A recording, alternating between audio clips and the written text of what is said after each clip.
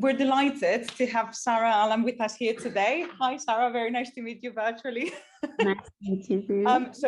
Sarah is an Egyptian artist, designer, researcher, bookmaker, and also educator, but she's based in the Netherlands at the moment. And she works with photography, film, and writing, often reappropriating archival material, which is very relevant to what we're doing today, and also self-publishing some handmade books.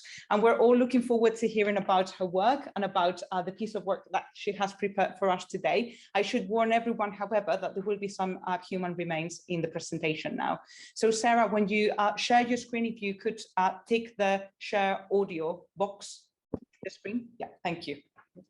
Great. Thank you so much for the introduction and for the invitation. I'm really happy to be with you all today. And it's really, I have so many thoughts for new projects triggered by the very inspiring presentations that I need to just let my thoughts pause for a moment to focus on what I'm here to present to you. So thank you so much for that inspiration. I think today what I would like to present to you is in fact a new work. It's still work in progress. It's a short audiovisual piece titled "I Prayed for the Resin Not to Melt." And it's I think it's a kind of a retelling, a counter narrative. It's retelling a counter narrative of the first encounter between Tutankhamun and Howard Carter. So in a way, I find it really interesting after all of these presentations about disrupting the dominant narratives and looking at the let's say the other sides of the same story, but the other sides other than the British narrative. So I think a lot of my work tries to look at these or tries to imagine these different narratives. So I think I'll start sharing my screen and walk you through a presentation that I prepared to contextualize the film that I will show at the end. So let's see, I need share sound.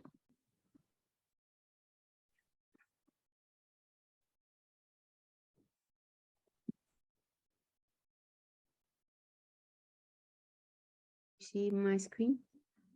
Yeah. Yes, we can see your screen. Perfect. So yeah, I'll start my presentation with the idea of it being the setting of a stage to talk you through some of the themes and topics that I address in my artistic research practice, and that would culminate with the screening of the short film. So I'll start by saying that I'm an Egyptian artist based in the Netherlands, and a lot of my projects that discuss ancient Egypt or reflect on ancient Egypt and my relationship with my ancient heritage started after I left Egypt. So I started this project, The Fourth Pyramid Belongs to Her, in 2016, after having traveled to do my master's in the UK. And in a way, it's a reflection of the kind of the version of Egypt that I was meeting in Europe. And upon returning from my studies, I began this observation journey, looking at primarily how there are many different attitudes towards death in the country that coexist together, yet they are contradicting one another. So in a way, I looked at the nature of the cemetery and how in each cemetery, not only contemporary, not only modern day Egyptians, but visitors of a cemetery behave differently depending on the nature of that cemetery. So thinking about how how one experiences a contemporary tomb where there is a loved one buried versus the same person visiting a touristic site. So in a way, in one cemetery, the tombstone becomes a place of shedding tears and placing flowers and maybe making a prayer for the missed loved one, while in the other one, the tombstone is perhaps a large pyramid that we admire for its architectural and majestic looks, or admire its craftness.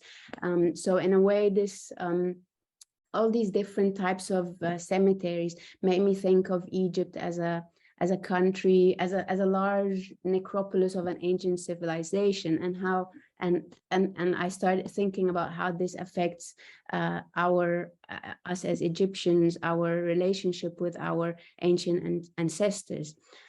So at the center of this project, the fourth pyramid belongs to her, is my comparison of my experience losing my grandmother, and drawing an analogy between this difficult experience and that we and how we perceive the ancient Egyptians. So in a way,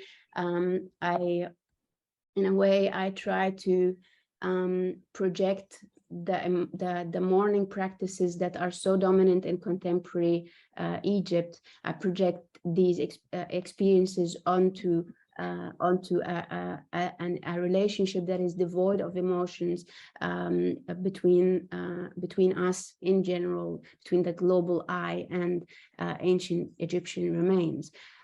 So through this series of collage portraits of my grandmother as an ancient Egyptian, I try to address this how do you say that, a disruption, or a sort of there is this gap between how we as Egyptians are very proud and have this nationalist sense of drawing a line between us and the ancient Egyptians, yet we don't perceive them as humans, or we often fail to see them as or treat them as deceased loved ones. So with this project, I really try to ask, why is there no one mourning the loss of the ancient Egyptians? Following this project in 2018, I had been living for a year in the Netherlands, and then I started asking this question in a more academic setting. So I pursued a master's degree at Leiden University, and my thesis was titled "There Were Also Humans," on the dehumanizing nature of photographic and filmic portrayals of Egyptian mummies.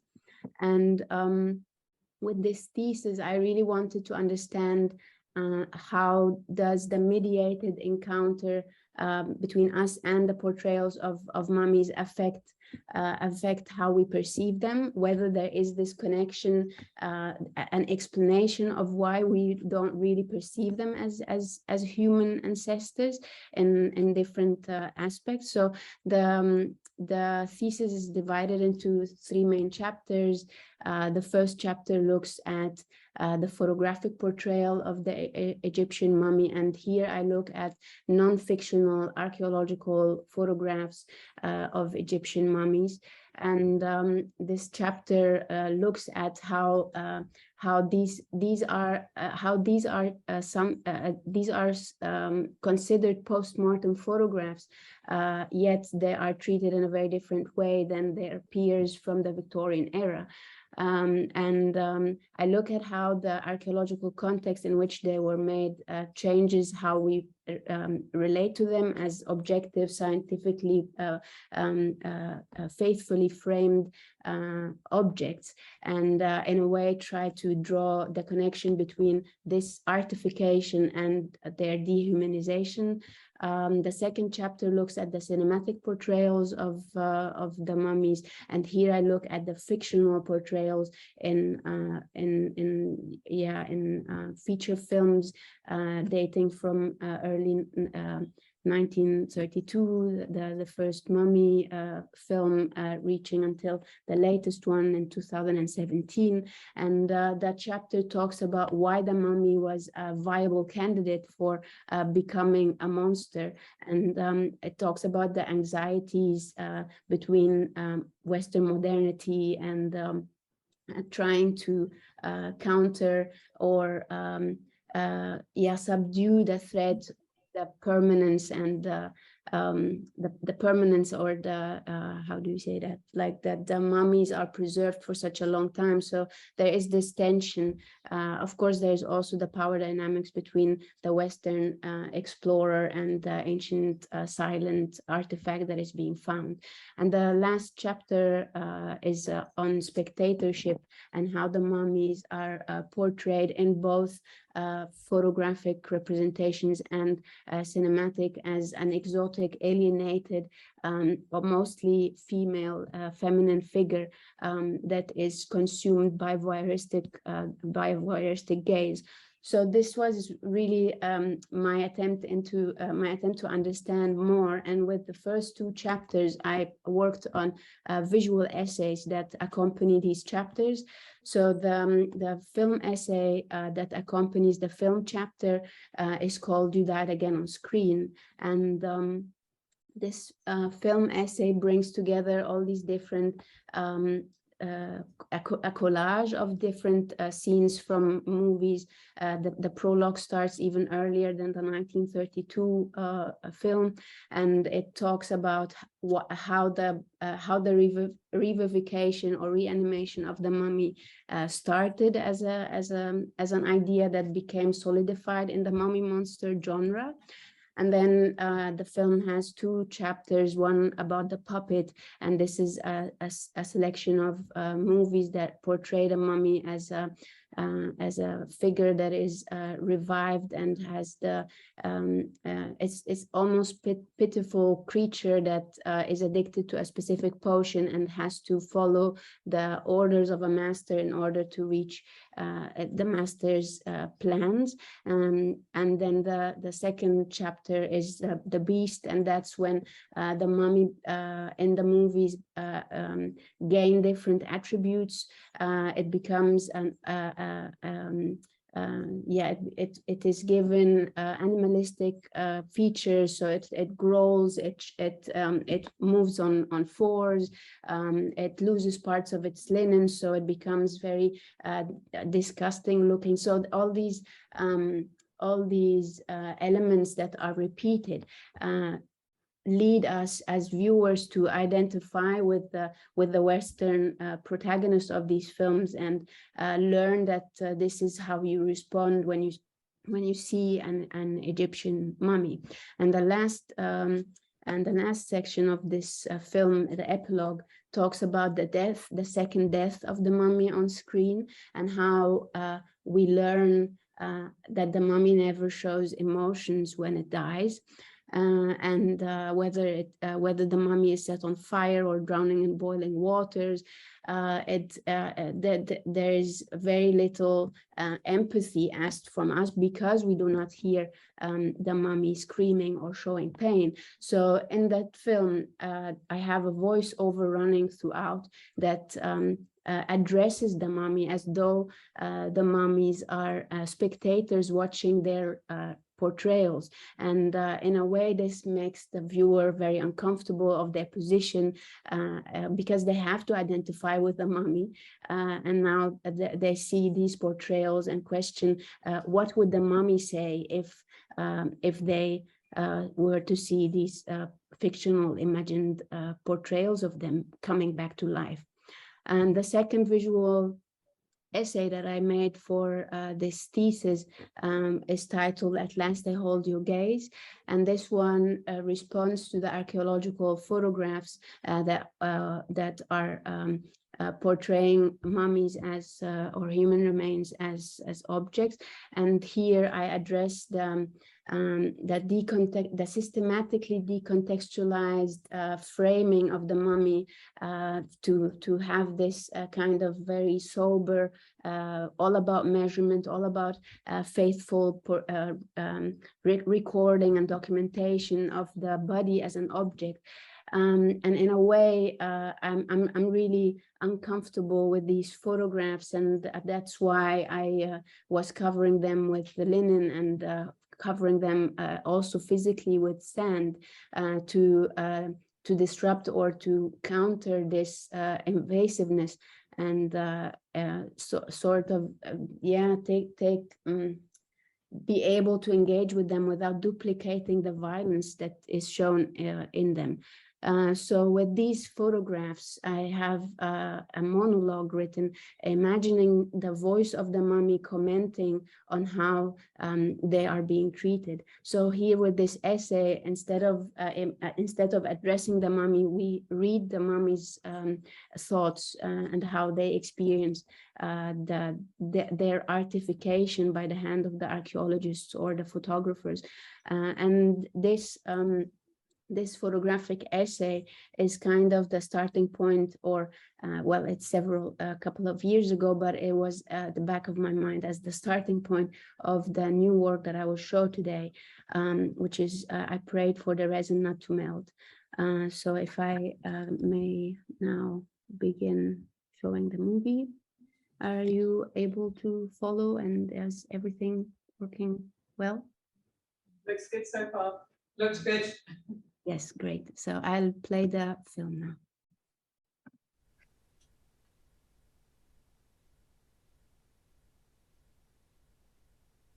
My right eye is the evening boat. My left eye is the morning boat. My right eye is the evening boat. My left eye is the morning boat. My right eye is the evening boat. My left eye is the morning boat.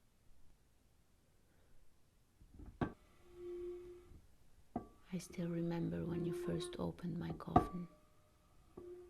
I heard you saying it was a great day in the history of archaeology. I was not sure what that meant, but your voice was full of excitement. After all, you had spent 2 years working your way into my tomb. 2 long years of me wondering anxiously about your intentions. You opened my coffin and the first thing you said was, "We have to free the royal mummy.